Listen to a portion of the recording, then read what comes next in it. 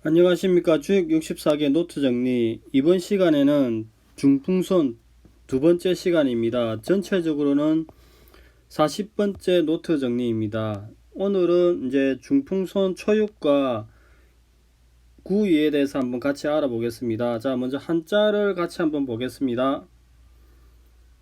자, 글을 한번 읽어보겠습니다. 초육, 진퇴, 이무, 무인지정. 나아가고 물러남이니 무인의 고즘이 이롭다. 이렇게 이야기합니다. 상활, 진퇴지의야, 이무인지정 지치야. 나아가도 물러나는 것은 뜻을 의심하는 것이요, 무인의 고즘이 이롭다는 것은 뜻이 다스려짐이니라. 이렇게 이야기합니다. 자, 초육은 이렇게 이제 하계의 제일 밑에 있죠. 그래서 강의 자리에 음이 있으니까 부당이죠. 그래, 응하는 효도 없습니다. 자, 여기 보면은 초효, 제일 아래에 위치하고 순종 겸손함의 유약함을 의미하는 효의 제일 밑에 있죠. 순의. 그 다음 위에 정응하는 효도 없고 발음을 잃었다. 부당이라고 이야기합니다. 이렇게 초효는 그 손괴의 상이 나아갔다 물러남에 있는데, 이때 그 유약하게 왔다 갔다 하지 말고 무인과 같이 용맹한 사람처럼 과감하게 결단이 필요하다고 이야기합니다. 이렇게 초육은 이제 음으로서 순종과 겸손이 지나쳐서 머뭇거리기 쉬운 상황인데, 이럴 때는 진퇴를 반복하기보다는 무인처럼 강고하게 해야 이를 간철할 수 있다고 합니다. 그러면 여기서 이제 그 결국에는 이렇게 여기에 의심이 치로 이렇게 전환이 되는 거죠. 그래서 의심이 치로 전환이 될 때 필요한 행동 준칙이 무엇인가는 구체적인 효의 상황에 따라 조금 더 검토할 필요가 있습니다.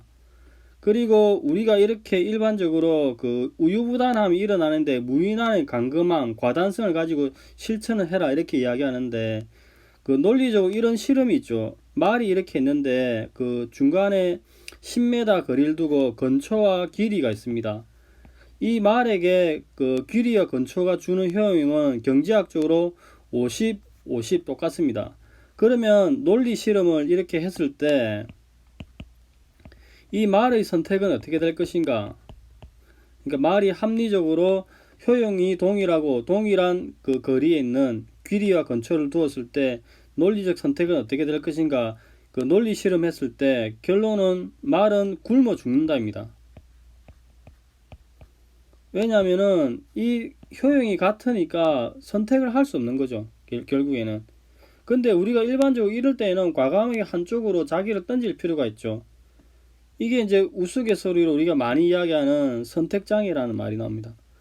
소소한 일에서는 이게 그 선택장애가 있어도 관계가 없지만은 중대사를 두고서는 비교 형량을 해서 모든 양손에 떡을 질 수가 없죠.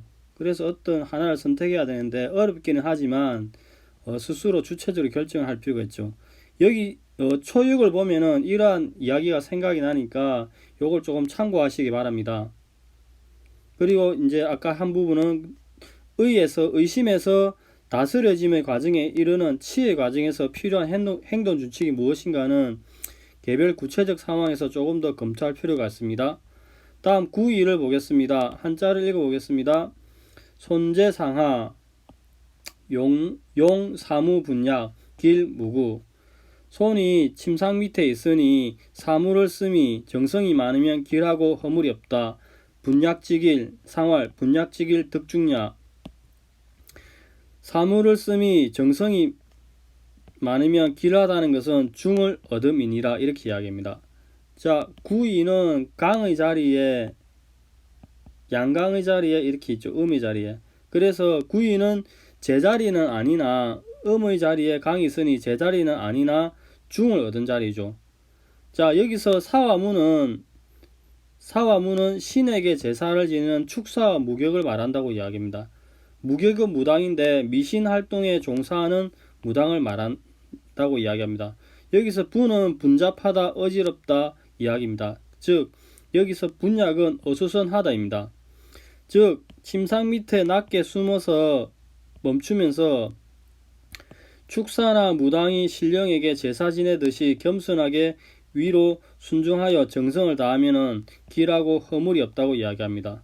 그러면 그 실천적으로 이 상하의 의미와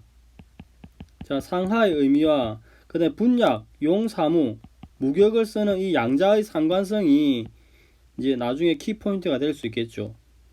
즉 상하의 의미와 용사무를 해야 하는 상관성, 그리고 이 사무는 그 이제 여기서는 축사, 무격, 무당을 이야기한다는데 실제로 의미에서는 어찌 보면 보조자 참모로 볼 수도 있죠. 그래서 참모의 자문의 성격을 어떻게 6, 9, 2의 상황에서 바라볼 수 있는가를 검토할 필요가 있습니다. 그리고 다사는 이제 이를 설명하기를 중병이든 병자를 평상 아래에 눕히고 축사와 무사를 부르는 경우로 보고 있습니다. 자, 여기까지가 기존의 설명이고 이번에는 그 다산의 설명에 대해서 보겠습니다.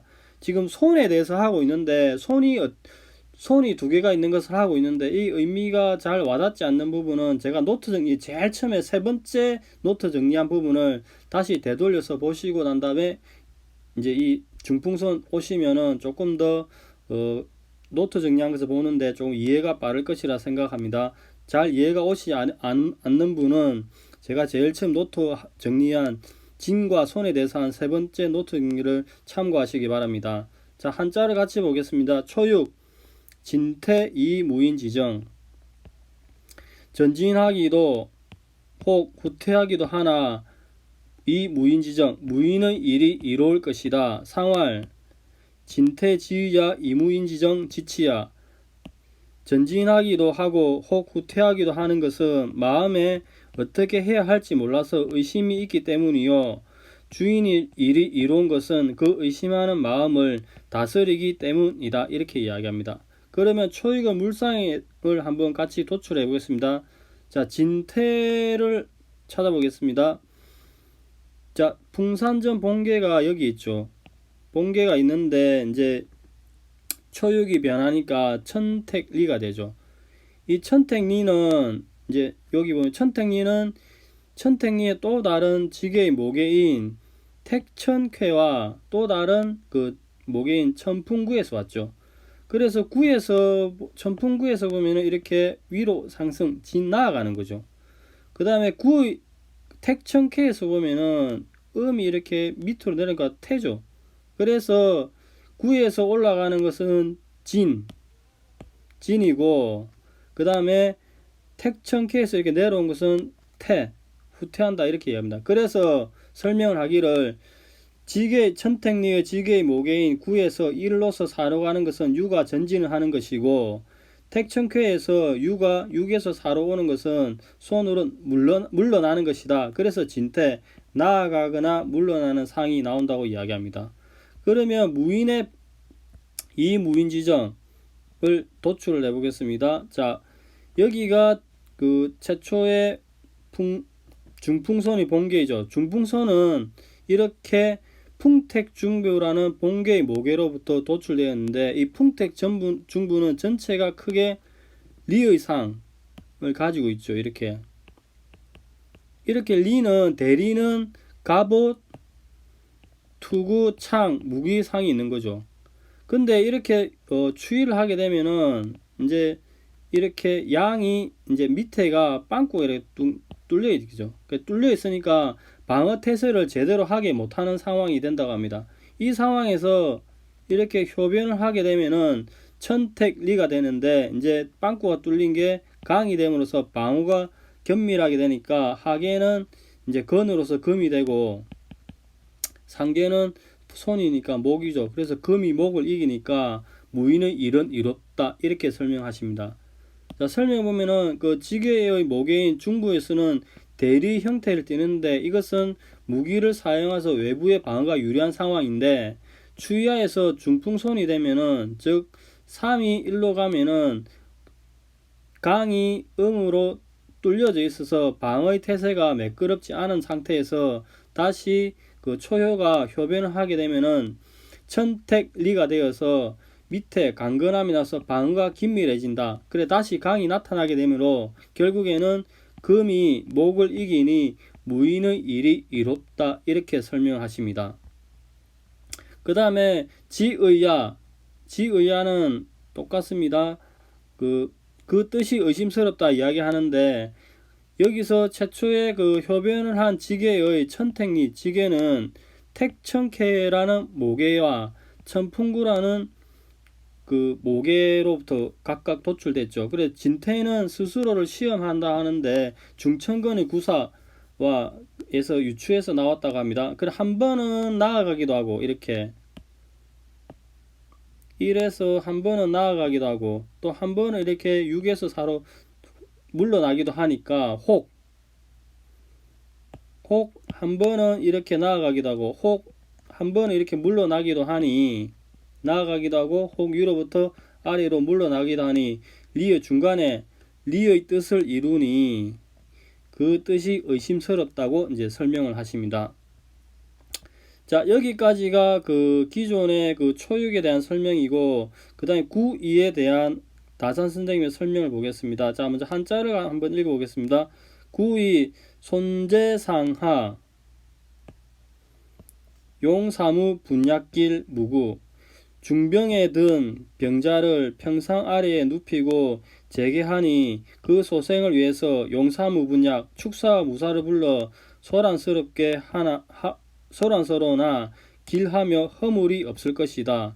상활 분약직일 득중약 소란스럽지만 길한 것은 중도를 얻었기 때문이다. 이렇게 설명하십니다. 그러면은 손재상하 물상을 한번 도출해 보겠습니다.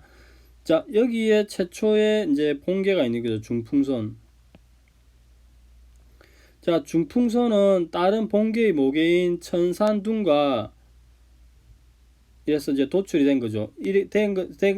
됐는데 이제 최초에는 이렇게 본계의 모계에서 건의 왕이 있고 이제 간의 평상이 있는 거죠.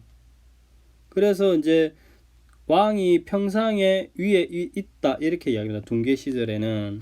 근데 이제 추위를 하게 되면은 이제 이렇게 감이 생기는 거죠. 병. 그래서 건의 왕이 병이 생겨서 다시 침상에 눕는 침상 밑으로 가는 형상이 나옵니다. 즉 건의 왕이 병이 생겨서 감의 병이 생겨서 간의 평상 밑으로 가게 되는 형상입니다. 그래서 손재상하 손은 아까 계속 있죠. 들어감 이게 되는 것입니다.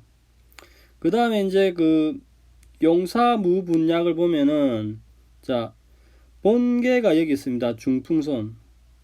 중풍선은 본계의 모계인 천산둔에서 왔죠. 그래서 이제 그 본계를 자세히 보면은 여기에 중간에 이제 리는 축사, 태는 무격이 되는데 여기서 태는 귀신을 섬긴 사람 무격을 이야기하죠. 중간에 이렇게 보면은 이제 그 요렇게 손의 줄과 감의 이제 혼란함이 이렇게 있죠. 있으니까 손의 줄과 감의 혼란의 상이 있었으니 실이 어지럽게 있는 모습을 첫 시간에 했듯이 분약 어지럽게 있는 모습을 이야기했죠. 근데 그러함에도 불구하고 손의 가지런함과 이렇게 손의 가지런함과 중간에 이렇게 리의 정성이 이렇게 있죠. 가득 리의 정성이 있으니 위로는 천심에 이르고 건에 이른다 이 말이죠. 하늘에 이르고 그 다음에 상계도 손 하계도 손이니까 이게 줄로도 이야기죠. 줄이 계속 이어지니까 생명이 이어지니까 길하다. 결국에는 그 좋은 상황이 된다 이렇게 이야기하는 거죠.